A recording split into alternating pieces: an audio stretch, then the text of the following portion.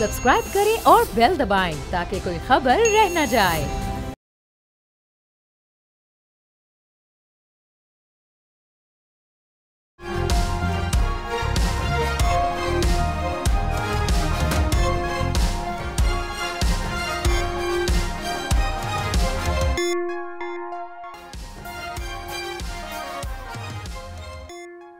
बिस्मिल्लाहिर्रहमानिर्रहीम, अस्सलाम वालेकुम। आप देख रहे हैं प्रोग्राम तब्दीली और मैं हूं जवाद कमाल। वज़ीर आज़म शहबाज शरीफ ने आज नेशनल एक्शन प्लान के हवाले से जो एपेक्स कमेटी का इजलास हुआ उसमें खिताब किया और वाज़े कर दिया कि दहशतगर्दी का ख़ात्मा करेंगे और इस दहशतगर्दी के ख़ात्मे के लिए मिलकर इत्तेहाद और इत्तेफाक के साथ इसका ख़ात्मा किया जाएगा। वज़ीर आज़म ने यह भी वाज़े किया कि जो सरहद पार से दहशतगर्द पाकिस्तान में दहशतगर्दी कर रहे हैं उनके खिलाफ भी किसी सूरत नरमी नहीं बरती जाएगी और बिल्कुल क्लियर ऑपरेशन किया जाएगा। पाकिस्तान से दहशतगर्दी का कला कमा करके रहेंगे। सोशल मीडिया पर जो मुल्क के खिलाफ जहर उगला जा रहा है उसको भी वज़ीर आज़म ने आज के जो इजलास में खिताब किया था उसमें उठाया। उन्होंने कहा कि सबने देखा किस तरीके से सोशल मीडिया पर जहर उगला गया, जो कुछ भी शहर इक़्तिदार में हुआ उस पर झूठा बयानिया बनाया गया और अभी तक बयानिया बनाया जा रहा है। इससे निमटने के लिए भी हिकमत अमली को मुरतब किया जाना ज़रूरी है। जो झूठी खबरें हैं, अफवाहें हैं, इनके ज़रिए पाकिस्तान को किस हद तक डैमेज किया जा रहा है, पाकिस्तान को नुकसान पहुँचाया जा रहा है। तो जो दहशतगर्दों का कला कमा करने के लिए इक़दाम किए जा रहे हैं, जिन अज़्म का इजहार किया गया है और उसके लिए कितनी तेज़ी से अब ऑपरेशन किया जाएगा, इस पर प्रोग्राम में बात करेंगे। प्रोग्राम में आगे चलकर हम बात करेंगे उड़ान पाकिस्तान प्रोग्राम के हवाले से भी। वज़ीर आज़म ने, हमने देखा गुज़िश्ता दिनों एक बड़ा प्रोजेक्ट लॉन्च किया और उसके ज़रिए उन्होंने बताया कि इस प्रोजेक्ट के ज़रिए जो बरामदात का हजम है वो 60 अरब डॉलर तक अगले 5 बरसों में पहुँचाना है। खासी मुश्किल, खासा चैलेंजिंग है। जो पॉइंट्स इसमें सामने लेकर आए उनमें एक्सपोर्ट की बेहतरी है, डिजिटल इनकलाब है, माहौलियाती तब्दीली के हवाले से बात की गई है, एनर्जी सेक्टर की बेहतरी के हवाले से उड़ान पाकिस्तान मंसूबे में ख़ास तौर पर बात की गई है। इसके अलावा इक्विटी पर मबनी जो मुआशरा है उसकी तश्कील इंतहाई ज़रूरी है।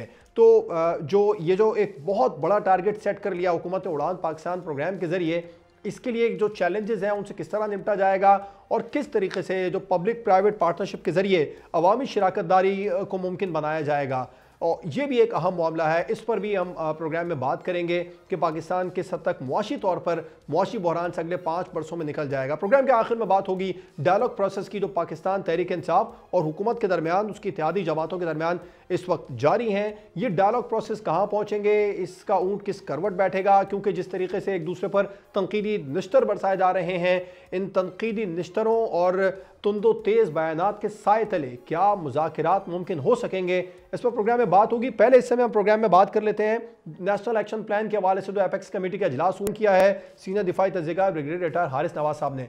आपका बहुत शुक्रिया ब्रिगेडियर साहब अपना कीमती वक्त प्रोग्राम में हमें देने के लिए। जो अहम तरीन आज प्राइम मिनिस्टर ने बिल्कुल वाजे कर दिया कि दहशतगर्दों का खात्मा करने के लिए किसी सूरत नरमी नहीं बरती जाएगी, भरपूर कार्रवाइयाँ की जाएंगी।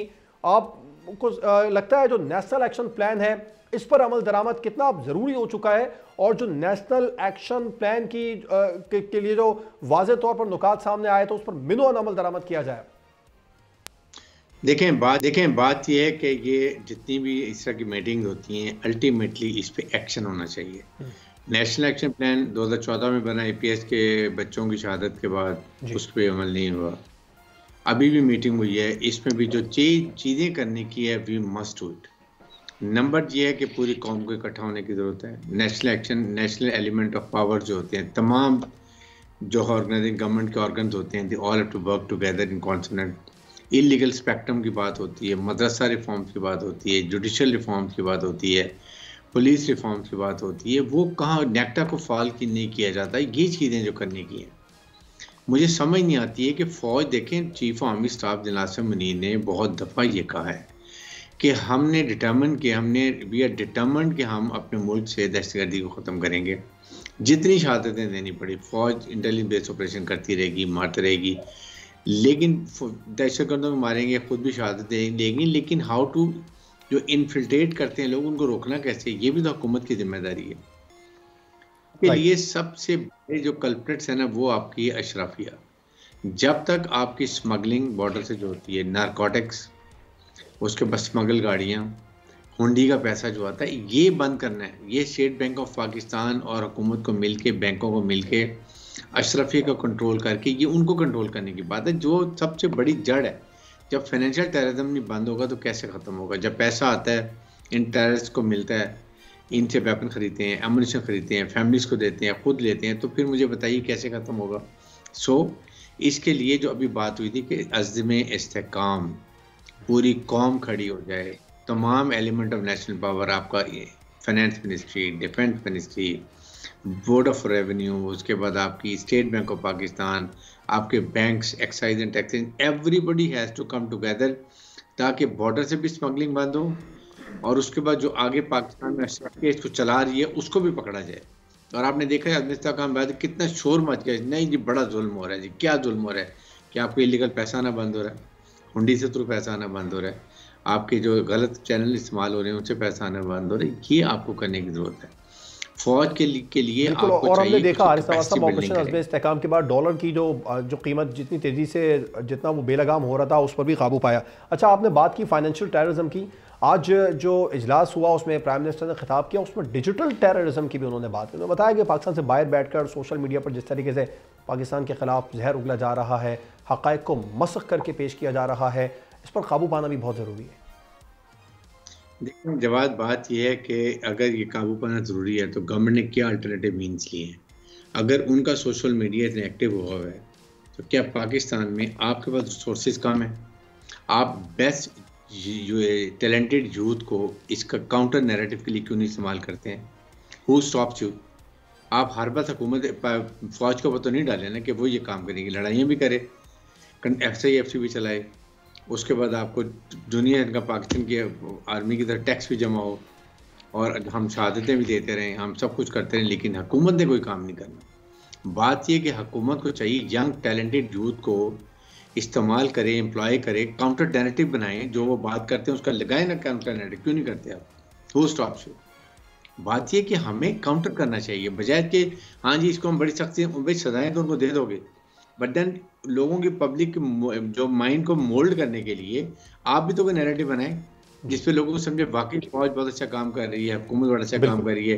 بالکل ٹھیک ہے، آپ نے بڑا اچھا پوائنٹ اٹھایا کہ حکومت کو بھی اپنا نیریٹو بنانا چاہیے اور جو یوتھ ہے اس کو انگیج کرنا چاہیے۔ ایک اور اہم معاملہ جو اٹھایا گیا آج اجلاس میں وہ افغانستان کے بارے میں کہا گیا کہ افغانستان میں گھسپیٹیے موجود ہیں جو پاکستان میں کارروائیاں کر رہے ہیں۔ ایک بار پھر افغانستان کا ذکر ہوا، وہاں کی سرزمین پاکستان کے خلاف استعمال ہو رہی ہے، اور انہوں نے ایک حوالہ بھی دیا کہ چند دن پہلے سرحد پار سے جو حملہ کیا گیا اس کا ہم نے منہ توڑ جواب بھی دیا۔ تو کتنا ضروری ہے افغان حکومت کو باور کرانا، افغان جو بری سیٹ اپ ہے اس کو روکنا کہ پاکستان میں جو کارروائیاں آپ کے گھسپیٹیے کر رہے ہیں ان کو روکیں؟ دیکھیں وجہ یہ ہے جواد کہ آپ کو بالکل بہت ضروری ہے، کوئی ڈاؤٹ نہیں ہے۔ ہم نے افغانستان میں بہت پرابلم ہوئی ہے، ایک ہم ان سے ایک ڈیمانڈ کرتے ہیں کہ آپ نے کمٹمنٹ کی تھی دوحہ میں کہ اپنی سرزمین کسی ٹیررسٹ آرگنائزیشن کو کسی مسلح ملک کے خلاف استعمال نہیں ہونے دیں گے، آپ کیوں نہیں فلفل کر رہے ہیں؟ اوکے نہیں کر رہے، ہم نے باہر کہا نہیں مانے، ہم نے ان کے بندے بھی مارے، ہم نے بھی ان کے سرجیکل اسٹرائک کی، سب کچھ کر دیا، but where is the diplomacy, offensive aggressive diplomacy? کیا ہم نے چائنا کو ہم نے پکڑا، چائنا کو پکڑا، ہم نے کہا چائنا کو جی کہ آپ افغانستان میں جو اتنا ایکسپلور کر رہے ہیں مائنر منرل، آپ اتنا افغان گورنمنٹ کو پیسہ دے رہے ہیں تو پلیز اسٹاپ اٹ، آپ کے بندے ہی وہ مارتے ہیں بلوچستان کے لیے تاکہ ہم چیپ نہ بنائیں۔ رشیا کو ہم نے کہا، سینٹرل ایشیا کو پکڑا، آپ کو نہ اس کی میٹنگ کریں، سیکورٹی کانفرنس کریں، وہاں پر یہ بات لے کر آئیں، because it's a common factor. Afghanistan trouble سا means Russia, Central Asia, Iran, Pakistan and China, یہ سب کو افیکٹ کرتا ہے، اس لیے you have a security conference کہ جی اس کو ہم نے حل کرنا ہے، سیکورٹی دیکھیں افغانستان پیسفل ہو جائے، مین ہماری Russia, Central Asia, Afghanistan, Balochistan اور گوادر پورٹ اینڈ دنیا کی مارکیٹ اویلیبل ہے۔ اس طرح چائنا کاشگر سے آتا ہے، 8 دن کے اندر وہ آپ سیدھا آ کے وہ گوادر پہنچ جاتا ہے اور پوری دنیا کی مارکیٹ ہے۔ چائنا کو سندر کے راستے جب جاتا ہے تو 90 دن لگتے ہیں، یہاں 8 دن میں آ جاتا ہے۔ چائنا ہمیں تو کہتے ہیں I do agree, lot of respect, ہمارے بڑے اچھے دوست ہیں، ہماری بہت اچھی ریلیشن شپ ہے، ہر موقع پہ ٹائم ٹیسٹڈ فرینڈز ہیں۔ We have to tell them کہ پلیز چائنا جو آپ ان کو پیسہ دے رہے ہیں افغانستان میں جو منرل نکالنے کا، کاپر کا، میگنیزیم کا، جو بھی کر رہے ہیں آپ اس کو ان کو سمجھائیں، یہ ضروری ہے۔ وہ کیوں نہیں بند کر سکتے؟ وہاں کوئی چائنیز مرا ہے افغانستان میں؟ ایک بھی افغانی نہیں مرا، یہ چائنیز نہیں مرا افغانستان میں، یہاں چائنیز مر رہے ہیں۔ تو یہ چیزیں ہمیں اپنے آپ کے طور پہ تو ہم نے یہ ٹھیک کرنی ہے، یہ حکومت کا کام ہے۔ बिल्कुल ठीक है ब्रिगेडियर साहब, आपका बहुत शुक्रिया प्रोग्राम में अपना कीमती वक्त देने के लिए। प्रोग्राम को आगे बढ़ाते हैं और अब हम बात कर लेते हैं उड़ान पाकिस्तान प्रोग्राम की, जो वज़ीर आज़म पाकिस्तान शहबाज शरीफ की जानिब से पेश किया गया। बड़े बड़े मुआशी अहदाफ सेट कर लिए गए हैं। जो बरामदात का हदफ है अगले 5 वर्षों में उसको $60 अरब तक पहुँचाना है, और बाकायदा तौर पर एक प्रोग्राम पेश किया गया है। सिर्फ हवाई बातें नहीं की गई हैं, बताया गया है कि एक्सपोर्ट की बेहतरी के लिए काम किया जाएगा, डिजिटल इनकलाब के हवाले से काम किया जाएगा, माहौलियाती तब्दीली, एनर्जी और इंफ्रास्ट्रक्चर का जिक्र किया गया, इक्विटी पर मबनी मुआशरे की तश्कील के हवाले से बात की गई है। फिर एक और अहम पॉइंट सामने आया, वो अवामी शराकत दारी के लिए पब्लिक प्राइवेट पार्टनरशिप के जरिए बड़े पैमाने पर तरक्याती मंसूबे भी लगाए जाएंगे। कितना मुआशी तरक्की के लिए ये प्रोग्राम है वो कारगर साबित होगा, और जो चैलेंजेस इससे निमटने के लिए सामने आएंगे उससे हुकूमत क्या निमट पाएगी, इस पर बात करने के लिए प्रोग्राम में हमें ज्वाइन किया है मारूफ मुआशी तज्ज़ियाकार और बिजनेसमैन आरिफ हबीब साहब ने। सर बहुत बहुत शुक्रिया अपना कीमती वक्त हमें देने के लिए। बड़ा प्रोग्राम इस बार हुकूमत ने सेट कर लिए, बड़े टारगेट सेट कर लिए हैं हुकूमत ने। पहली बार हमने देखा पाकिस्तान की तारीख में कि बाकायदा तौर पर ज़ुबानी कलामी बातों से नहीं, एक प्रोग्राम पेश किया गया है अगले 5 वर्षों के लिए। और जो इस पर बातें सामने आ रही हैं वो तो ये भी कहा जा रहा है कि 2035, और आज एहसन इकबाल साहब ने बताया कि 2047 से $300 अरब तक ले जाने का हदफ है। तो अगले 15-20 वर्षों के लिए एक प्रोग्राम दिया गया हुकूमत की जानिब से। जो चैलेंजेस होंगे उनसे निमट लिया जाएगा। जो टारगेट सेट किया गया पहले 5 साल का बरामदात को $60 अरब तक ले जाने का, उसको आप मुकम्मल होता देख रहे हैं? आई थिंक ये जो टारगेट्स हैं ये बड़ी खुशाइंद बात है, और डेफिनेटली उनको अचीव करने के लिए बहुत ज़्यादा मेहनत की ज़रूरत है। वो सारे अचीवेबल हैं, और इन पर जो है वो यकसुई से काम करना और से जो है, क्योंकि दुनिया के दूसरे मुल्कों ने भी इससे जो है वो मुश्किल टारगेट भी अचीव किए हैं। तो ये आई थिंक बहुत अहसन इक़दाम है, और इसके लिए जो नेसेसरी पॉलिसीज, और पर्टिकुलरली मुझे लगता है कि जो SIFC के तहत जिन सेक्टर्स को आइडेंटिफाई किया गया है, जिसमें जो है वो एग्रीकल्चर, माइनिंग, IT के जो सेक्टर्स हैं, और मैं समझता हूँ कि उसमें कंस्ट्रक्शन को भी जो है वो शामिल करना चाहिए। तो उससे जो है वो क्योंकि पाकिस्तान के पास जो है वो बहुत लैंड बैंक मौजूद है, और उस लैंड बैंक को वो डेवलपमेंट प्रॉपर्टी में जो है वो कन्वर्ट करके फॉरेन इन्वेस्टर्स को जो है वो अट्रैक्ट कर सकते। तो और एक्सपोर्ट आई थिंक को बढ़ाए बगैर जो है वो पाकिस्तान का चारा नहीं है। अगर हम बिल्कुल नॉर्मल लाइफ गुजारना चाहते हैं और हमारी जो डिपेंडेंस जो है वो फॉरेन लोन्स पर या IMF पे ख़त्म करना चाहते, तो उसके लिए बहुत ज़रूरी है कि हम अपनी एक्सपोर्ट्स को जो है बढ़ाएं, और उसमें रेमिटेंसेस को भी जो है वो इनकरेज करें, ताकि हम खातिर ख्वाह फॉरेन एक्सचेंज हासिल कर सकें, तो हमारी जो इंपोर्ट्स की रिक्वायरमेंट है वो पूरी हो सके। राइट। तो आरिफ साहब, इस प्रोग्राम के जरिए आप क्या समझते हैं इन्वेस्टर्स के लिए कितना मौके हैं पाकिस्तान की तरक्की में अपना रोल प्ले करने के लिए? क्योंकि जो बताया गया अवामी शराकत दारी के लिए पब्लिक प्राइवेट पार्टनरशिप के जरिए जो बड़े तरक्याती मंसूबे हैं वो भी शुरू किए जाएंगे। आई थिंक ये अगेन आई थिंक ये सही जो है वो पॉलिसी होगी कि ज़्यादातर जो तरक्याती मंसूबे हैं, मैं समझता हूँ कि वो गवर्नमेंट लेवल पे वो इतने अफेक्टिव जो है वो नहीं रहते, बल्कि उसमें जो है मैं ऐसा देखता हूँ कि बहुत सारे ऐसे डेवलपमेंट के प्रोजेक्ट्स हैं जो बहुत उसकी इफेक्टिवनेस कम नज़र आती है। और अगर वो पब्लिक प्राइवेट पार्टनरशिप में होंगे तो एक तो बजट के ऊपर जो है वो लोड कम हो जाएगा, और फिर ये है कि वो ज़्यादा जो है वो कमर्शियली जो ज़्यादा वायबल होंगे और ज़्यादा कॉम्पिटिटिव रेट्स पर जो है वो पूरे होंगे। तो उसमें ये पब्लिक प्राइवेट पार्टनरशिप की वजह से जो है वो करप्शन पे भी चेक लगेगा। तो ये again I think is a good idea. Allah करे इसके ऊपर जो है पूरी तरीके से अमल हो। राइट। कुछ थोड़ा सा चैलेंजेस की भी बात कर लेते हैं। जो बड़ा चैलेंज है वो डिजिटल इनकलाब की बात की गई है, लेकिन उसकी राह में सबसे बड़ी रुकावट इंटरनेट की बंदिश है। इसको रोकने के लिए आपको क्या लगता है एक जामे हिकमत अमलिया बनानी पड़ेगी हुकूमत को? जी डेफिनेटली। आई थिंक ये तो ऐसी चीज़ें हैं कि हमने अपने लिए खुद अपने हाथों से हम डिफिकल्टीज पैदा कर रहे हैं। तो इसको तो जो है वो बहुत प्रायोरिटी नंबर 1 देकर और इस मामले को जो है जल्द से जल्द हल करना चाहिए। अच्छा आरिफ साहब, एक और बात जो की गई इस प्रोग्राम के ज़रिए वो ये एनवायरमेंटल बेहतरी के हवाले से जो ग्रीन गैसेस हैं इसमें 50% कमी की जाएगी। ये बहुत बड़ा मुश्किल टारगेट है, क्योंकि जो इस वक्त क्लाइमेट चेंज के हवाले से, एनवायरमेंटल तब्दीली के हवाले से पूरी दुनिया में ही इन चीज़ों पर काबू पाना इतना आसान नहीं। पाकिस्तान ने बताया कि 50% हम इसको अगले 5 वर्षों में कमी लेकर आएंगे। इसमें ये मुमकिन हो सकेगा? आई थिंक बिल्कुल हो सकेगा। पाकिस्तान जो है is blessed with sunlights and winds, तो हमारे तो जो है वो पाकिस्तान में बहुत ज़्यादा फरावानी सी चीज़ें अवेलेबल हैं, तो उस पे हम जो है वो सोलर एनर्जी और विंड एनर्जी पर कन्वर्ट होके अपनी सारी जो फ्यूचर एनर्जी नीड्स हैं वो हम इससे पूरी करें। और ऑलरेडी आप भी देखते होंगे कि बहुत सारी इंडस्ट्रीज जो हैं, चूँकि अब ये ग्रिड की जो एनर्जी है वो बहुत महंगी हो गई है, तो बहुत सारी जो इंडस्ट्रीज हैं वो अब सोलर एनर्जी और विंड पावर के ऊपर जो है वो प्रोजेक्ट्स लगा रहे हैं अपनी जो उनकी अपनी ज़रूरियात हैं। तो इसको जो है वो प्राइम मिनिस्टर साहब ने, मैं सुन रहा था उनको कि वो इस पर भी उन्होंने स्पेशली उन्होंने कहा कि name of the game is solar energy. तो इस पे जो है वो इसकी जो वायबिलिटी है उसको भी देख कर और इकोनॉमिक कॉस्ट है उसकी, तो उसको देखते हुए और गवर्नमेंट की अगर इसको पॉलिसी सपोर्ट हासिल होगी तो आई थिंक वो भी अचीवेबल है। लेकिन उसके लिए बहुत सख्त मेहनत की ज़रूरत होगी।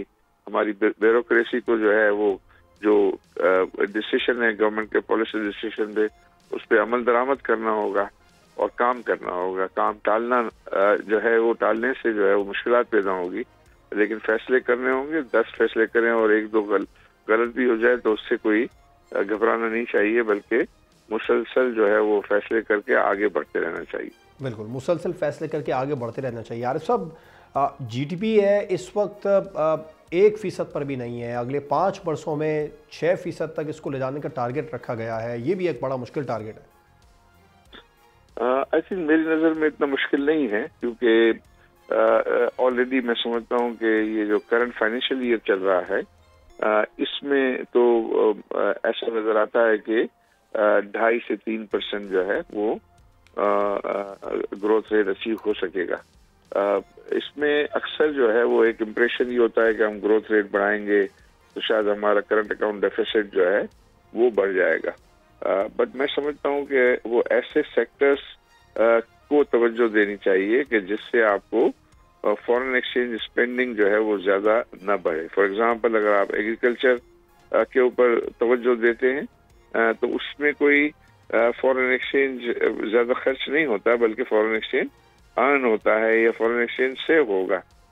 इसी तरह अगर हम कंस्ट्रक्शन इंडस्ट्री को प्रमोट करते हैं तो लोगों को रोजगार भी मिलेंगे, और तमाम जो 40 से 70 इंडस्ट्रीज को ये सपोर्ट कर रहा होता है वो सारी चलेंगी, तो वहाँ बिल्कुल आपने दुरुस्त फरमाया कि 70 इसको कंस्ट्रक्शन का जो शोबा है वो सपोर्ट कर रहा होता है। अच्छा, एक और आम मामला, उस पर आपको मुख्तसर पॉइंट चाहूँगा।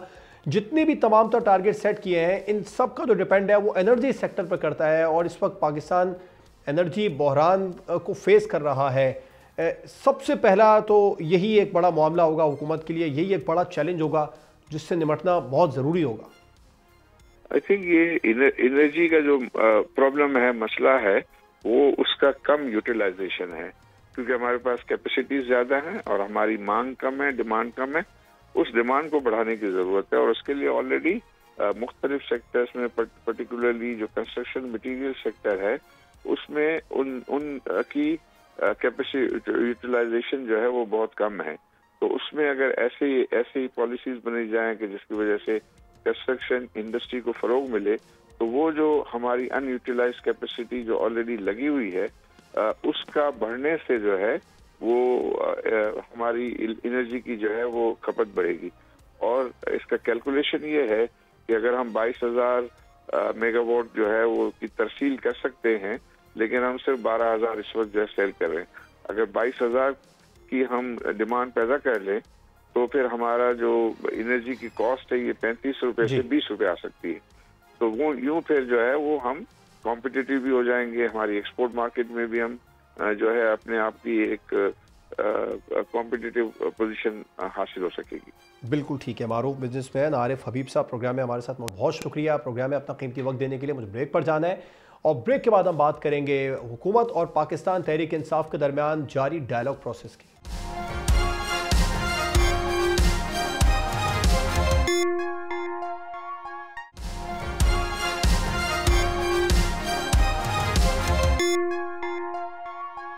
वेलकम बैक नाज़रीन। प्रोग्राम में अब बात करेंगे हुकूमत और अपोजिशन के दरमियान जारी डायलॉग प्रोसेस की। पाकिस्तान तहरीक इंसाफ का बिल्कुल वाज़ेह मौक़िफ़ अब सामने आ चुका है। अपोजिशन लीडर उमर अयूब साहब ने बिल्कुल क्लियर कर दिया कि हमारे 2-3 अहम नुकात हैं। सबसे पहले तो ये कि असीरान कैदियों की रिहाई, जिनमें बानी PTI भी शामिल हैं, और दूसरा जो उन्होंने मामला उठाया, उन्होंने कहा 2 जुडिशल कमीशन उनको चाहिए, एक 9 मई के मामले पर और एक 26 नवंबर के मामले पर। उसके बाद में मामला आगे बढ़ेंगे। क्या हुकूमत इस डायलॉग प्रोसेस में इन पॉइंट्स के साथ आगे बढ़ सकेगी? हुकूमत और उसकी इत्तेहादी जमातें इस मामले पर क्या सोच रही हैं? प्रोग्राम में इस पर बात कर रहे थे। हमें ज्वाइन पाकिस्तान मुस्लिम लीग नून से कौसर काज़मी साहब ने, पाकिस्तान पीपल्स पार्टी के सीनियर रहनुमा रज़ा हारून साहब हमारे साथ प्रोग्राम में मौजूद हैं, और शाहिद खटक साहब पाकिस्तान तहरीक इंसाफ की तरफ से हमारे साथ मौजूद होंगे। तीनों मेहमानों का बहुत शुक्रिया। मैं रज़ा हारून साहब आपसे आगाज़ करना चाहूँगा, क्योंकि फैसल करीम कुंडी साहब ने आज फिर बिल्कुल क्लियर कह दिया कि बानी PTI या पाकिस्तान तहरीक इंसाफ यू टर्न लेने की आदी है, लेकिन फिर भी बातचीत हो रही है और डायलॉग प्रोसेस को आगे बढ़ना चाहिए। तो आप क्या समझते हैं? एक तरफ इल्ज़ामात हैं, तनकीदी निश्तर चलाए जा रहे हैं, और दूसरी तरफ मुज़ाकरात हो रहे हैं, ये मुमकिन हो पाएगा? जितना कुछ भी मुज़ाकरात की टेबल से हट के गुफ्तगू हो रही है ना, इसको आप बोनस की और साइड की गुफ्तगू रखें। जो वक्फा होता है ना आपके प्रोग्राम में, वक्फे में इश्तिहारात आते हैं, ये वो इश्तिहारात हैं। असल प्रोग्राम जो है वो टेबल पर है, और टेबल पे ये वाले मुतालबात अभी कल तक तो नहीं रखे उन्होंने। गुफ्तगू जरूर फरमाई है, लेकिन उन्होंने टाइम मांगा है कि हम अपने बानी से मशवरा करके जब वो मुतालबा टेबल पर आएंगे तो टेबल पे बैठे हुए हजरात उसका जवाब देंगे। उसके अलावा जितनी गुफ्तगू है वो सिर्फ फिलर्स है, उससे ज्यादा उसको आप बस सुना करें। और मेरी रिक्वेस्ट होगी, मैं तो शुरू से कह रहा हूँ कि तमाम पार्टी के लीडरान को कभी सर आपने जैसे कहा कि इश्तिहारात है, इश्तिहारात अवाम का ज़हन भी तब्दील कर देते हैं, या उमर अयूब साहब का बारह की ब्रीफिंग देना ये भी गलत है। ठीक, लेकिन कभी कभी सर ये जो आप कह रहे हैं कि फिलर्स हैं, ये माहौल भी तो खराब कर देते हैं ना। अब शायद मैं सिर्फ फैसल करीम कुंडी साहब की बात नहीं कर रहा, शेख वक्कास अकरम साहब ने भी जो स्टेटमेंट दिए वो भी काफी ज्यादा सख्त हैं, काफी हार्श हैं। मैं एग्री कर रहा हूँ, और मैं आपको इससे ज्यादा बोलूंगा, मैं बिल्कुल एग्री कर रहा हूँ। और मैं बानी से भी रिक्वेस्ट करूंगा, आज उनकी ट्वीट जो है, जो उनकी आज ट्वीट है, ये पोस्ट है, ये एक्सपर्ट, वो भी असरअंदाज होने वाली बात है। अभी तो देखिए ना, मुज़ाकरात बाज़ाब्ता शुरू होंगे जब ये रिटर्न अपनी एजेंडा देंगे, चार्टर ऑफ डिमांड देंगे।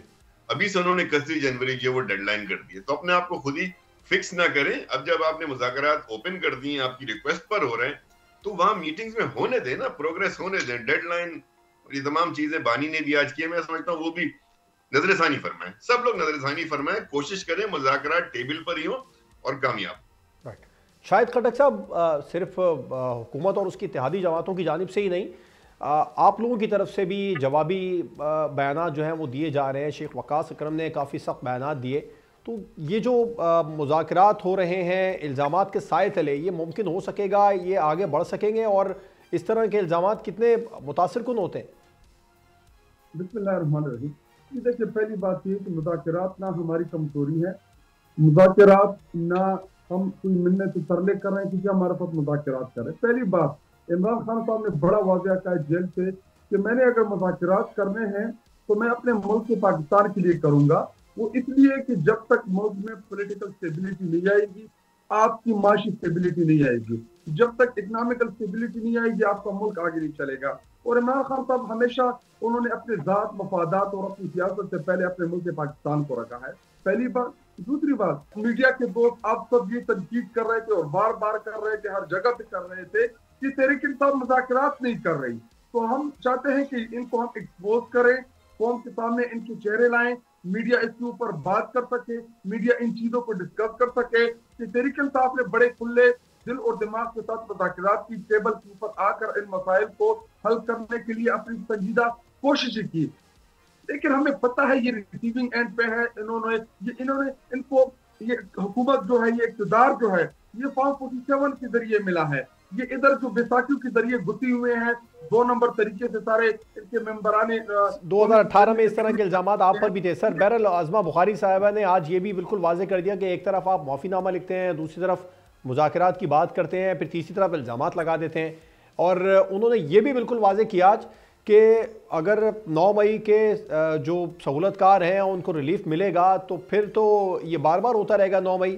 تو کیا کہیں گے آپ اس پر, خاص طور پر پاکستان تحریک انصاف پر؟ انہوں نے پہلی بات یہ کہ عظمہ بخاری کو ہم اتنا سیریس نہیں لیتے, کیونکہ عظمہ بخاری جو ہے وہ ایک نان پولیٹیکل نان الیکٹڈ, اور وہ ویسے وہ پیرول پہ ہے مریم نواز سے, تو ہم ان کو اتنا سیریس نہیں لیتے. پاکستان کے سب سے بڑے صوبے کی وزیر اطلاعات ہیں وہ. پنجاب میں نہ کوئی گڈ گورننس ہے, نہ پنجاب میں آپ کو کوئی اچھی چیز نظر آئے گی. اور آج ہی میں رپورٹ دیکھ رہا تھا کہ لاہور پاکستان بلکہ دنیا کے تیسرے شہروں میں شمار ہوتا ہے. یہ تو ان کی کارکردگی ہے. دیکھیں پہلی بات یہ 9 مئی کے حوالے سے تحریک انصاف عمران خان کا بڑا ہی واضح موقف ہے. جی دیکھیں جوڈیشل کمیشن بنائیں, فائنڈنگ کریں, جو ملوث. ٹھیک ہے, یہ تو پھر ڈائیلاگ پروسیس آگے بڑھے گا تو اس پر آپ سے بات کریں. کوثر کاظمی صاحب, یہ جو بیان بازی ہے ڈائیلاگ پروسیس کے بیچ میں, یہ کتنی نقصان دے گی؟ یہی سوال میں نے رضا صاحب سے بھی کیا, شاہد خٹک صاحب سے بھی کیا, اور حکومت کی طرف سے بھی ہو رہے ہیں, چاہے خواجہ آصف صاحب ہوں, چاہے عظمہ بخاری ہوں, چاہے عطا تارڑ ہوں. تنقیدی نشتر برسانے سے کوئی بھی پیچھے نہیں رہتا. بسم اللہ الرحمن الرحیم, رب صلی علی محمد و آل محمد. دیکھیں جی, آپ نے ابھی, میں ہمیشہ یہ بات کرتا ہوں کہ مذاکرات کے لیے رویے دیکھے جاتے ہیں. ابھی آپ نے میرے بھائی شاہد خٹک کی گفتگو سنی کہ ہم کوئی ان کے پاؤں پڑے ہوئے ہیں بھائی, ہم کوئی منتیں کر رہے ہیں مذاکرات کے لیے, تو بالکل منتیں کر رہے ہیں جی, آپ نہیں کر رہے. وہ جس شخص کے حوالے سے آپ کہتے ہیں نا ڈھک کے کھڑا ہے, وہ بالکل منتیں کر رہے ہیں. اس کی بس ہوئی پڑی ہے, جو وکیل ہیں وہ پیسے بنا رہے ہیں, ان کا دل ہے کہ حتی الامکان کوشش ہے کہ عمران خان باہر نہ آئے. ان کا تو ایک سلسلہ چل رہا ہے, وہ چلتا رہے گا.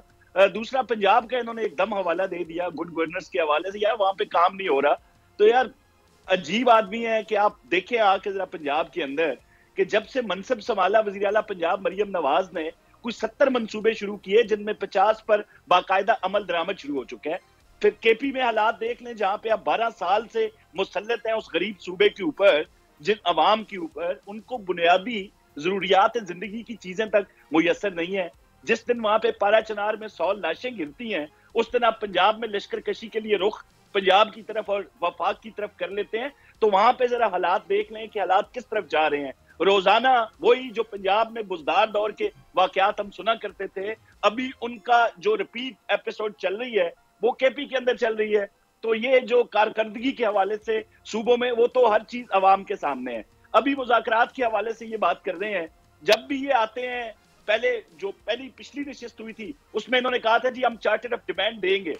آج جب کل بیٹھے تو کہتے ہیں جی ہم پوچھ کے آئیں گے, جو بانی تحریک انتشار ہیں ہم ان سے پوچھیں گے, اس کے بعد آپ کو جواب دیں گے, اور جو بانی کہیں گے اس پہ مذاکرات ہوں گے. سانحہ 9 مئی کے حوالے سے آج تک یہ انکاری تھے کہ ہمارا ان لوگوں سے کوئی تعلق نہیں ہے. عمران خان صاحب نے خود کہا تھا بھائی اگر آپ کے پاس ان کے ثبوت ہیں تو آپ ان کو سزائیں دیں. میں کہتا ہوں ان کو سزائیں دیں. اب جب ان کو 1.5 سال کی سزا, جن کو 2 سال سزا ملی تھی, ان کو چھوڑا جاتا ہے تو کے پی کے وزیر اعلیٰ ان کے گلے میں ہاتھ ڈالتے ہیں. مجھے تو لگتا ہے شاید کے پی کے کوئی سرکاری اعزازات سے بھی ان کو نوازا جائے. تو یہ تو جوڈیشل چلے, یہ تو کاظمی صاحب تنقید ہو گئی نا, تھوڑا سا آگے بڑھ لیتے ہیں. جو پوائنٹ سامنے آ رہے ہیں تحریک انصاف کی جانب سے, سرکاری جو عہدوں پہ براجمان لوگ ہیں انکلوڈنگ کے پی کے کاظمی صاحب وہی تنقید برائے تنقید سے تھوڑا سا آگے بڑھ لیتے ہیں نا. میں رضا ہارون صاحب کو انگیج کرنا چاہوں گا. رضا صاحب, جو مطالبات پاکستان تحریک انصاف کی جانب سے سامنے آ رہے ہیں, 2 خاص طور پر, ایک تو یہ کہ اسیران کی رہائی, دوسرا جو وہ کمیشن بنانے کی بات کر رہے ہیں, اگر ان سے پی ٹی آئی ایک سٹیپ بھی پیچھے نہیں ہٹتی ہے تو آپ کو لگتا ہے کہ یہ 2 مطالبات کے ساتھ آگے بڑھا جا سکتا ہے ڈائیلاگ پروسیس میں؟ کیونکہ حکومت کسی صورت نہیں چاہتی ہے کہ باقی اسیران کی تو بات اور ہے لیکن بانی رہا ہوں, اس کا بالکل واضح اشارہ رانا ثناءاللہ صاحب بھی چکے ہیں. 2 طریقے ہوتے ہیں سر, کہ ایک تو رہائی کے معاملہ 2 طرح سے ہوتے ہیں. ایک تو یہ ہے کہ عدالتی پروسیس کو سپیڈ اپ ایکسیلریٹ کیا جائے, جو مقدمات پینڈنگ ہیں ان کو دلیہ کے ذریعے ریلیف ملے اور گورنمنٹ جو ہے وہ پروسیکیوشن تیز کرے یا ہلکی کرے یا نہ کرے. یہی انڈرسٹینڈنگ ہوگی نا, اور گورنمنٹ کیا آفر کر سکتی ہے. دوسرا طریقہ یہ کوئی این آر او, جیسے این آر او مشرف صاحب کے دور میں دیا گیا تھا کہ مقدمات کو یکسر ختم کر دیا جائے, تو یہ دو طریقے, یا تو NRO ہوگا یا عدالتی. اب عدالتی پروسیس سے اگر ہونا ہے تو اس میں اسپیڈ اپ کرانا, ایکسلریٹ کرانا ایک ڈائیلاگ کے ذریعے, یہ پی ٹی آئی کے دوستوں کو اندازہ ہے نہیں ہے ان کے لیے کتنا نقصان دہ ہے. یہ بہت نقصان دہ چیز ہوگی. دوسری بات, اگر بانی کی رہائی جو ہے وہ ہمارے امریکہ کے حوالے سے ہوتی ہے, ان کی فون کال سے ہوتی ہے, اگین پی ٹی آئی کا سارا نیریٹو, بانی کا نیریٹو جو ہے وہ زمین بوس ہو جاتا ہے, اور ان کی سیاست بہت نقصان اٹھاتی ہے اگر وہ امریکن کال سے رہا ہوتے. تو اب یہ ڈیپینڈ کرتا ہے کہ وہ ان کی رہائی کے لیے, یہی تو موڈیلٹیز ٹیبل پہ پوچھی جائیں گی نا. جب آپ بولیں گے فلاں آدمی کو رہا کر دو, تو ان کے مقدمات سامنے آئیں گے, عدالتی جو ہیں جو کیسز لگے ہیں وہ سامنے آئیں گے. کون سا عدالتی ایسا کیس ہے جہاں حکومت کو ریلیف دے سکتی ہے, پروسیکیوشن ہلکی کر سکتی ہے. تو یہ تو پھر فیور مانگنا ہو گیا نا, تو یہ دیکھنا پڑے گا.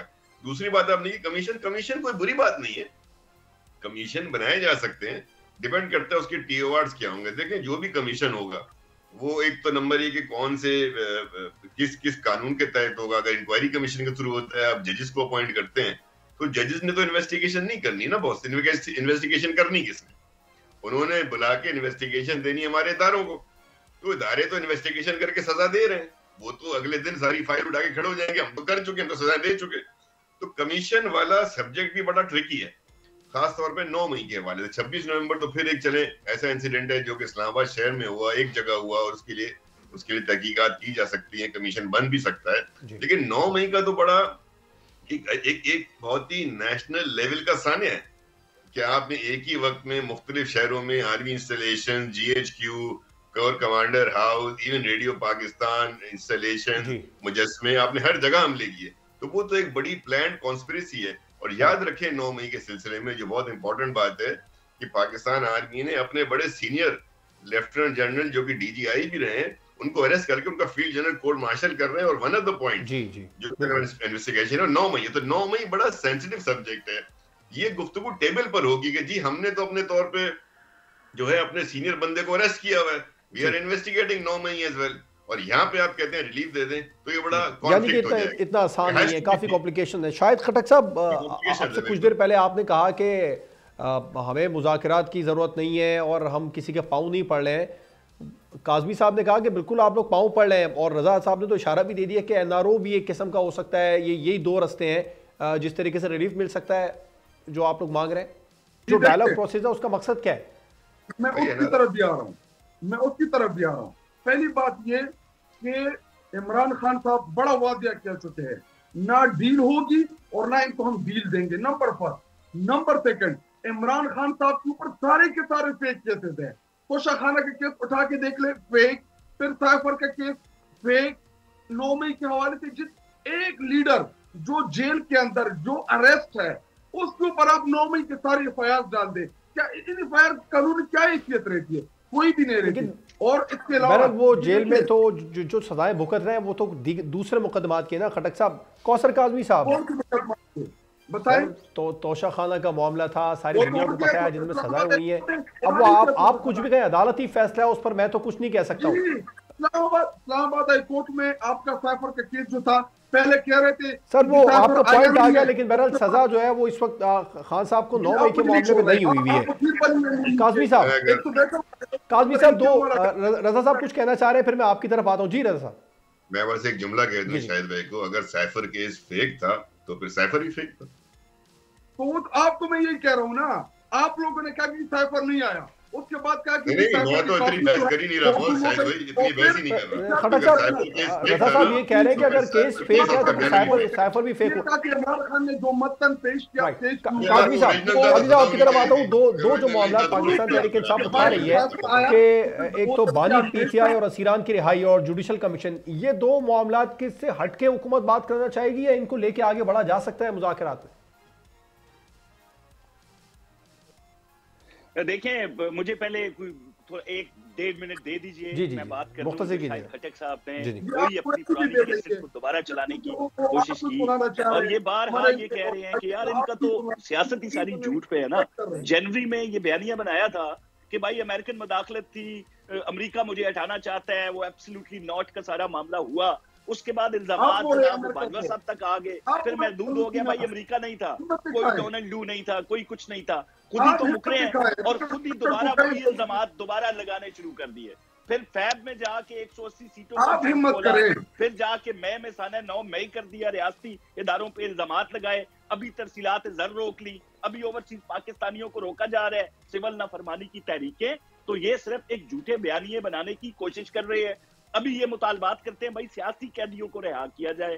سیاسی قیدیوں پہ top of list Imran Khan ہے، اور یہ سوشل میڈیا پہ اور میڈیا پہ آ کے کہتے ہیں نہیں، عمران خان تو کہہ رہے ہیں بھائی میں آخری بندہ ہوں گا جو نکلوں گا، سب سے پہلے میرے کارکنان کو جو ہے وہ رہا کرو. تو جب مذاکرات کی ٹیبل پہ آتے ہیں تو Imran Khan top of the list ہوتا ہے.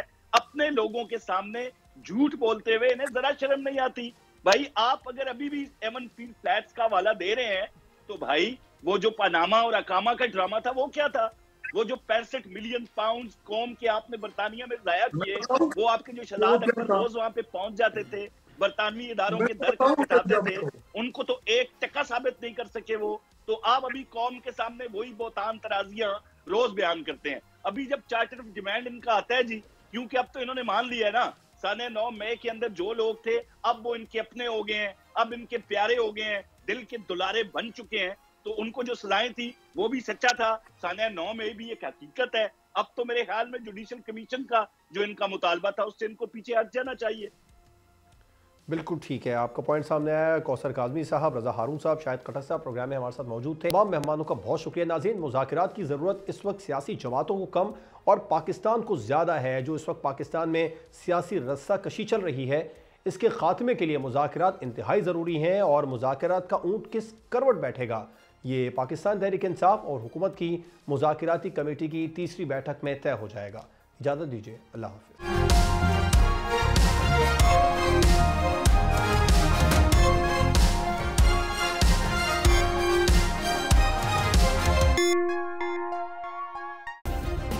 سبسکرائب کریں اور بیل دبائیں تاکہ کوئی خبر رہ نہ جائے.